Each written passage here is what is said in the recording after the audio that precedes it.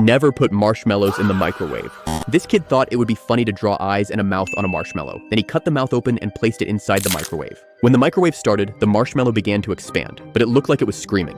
The kid laughed and tried different drawings on other marshmallows. Each time they grew bigger and bigger in the microwave. But one marshmallow grew much bigger than expected. Suddenly, it burst out of the microwave and started growing larger and larger. Soon, a giant marshmallow was walking through the city, destroying cars and buildings. If you don't want this to happen to your marshmallow, like and subscribe and leave a fire emoji in the comments.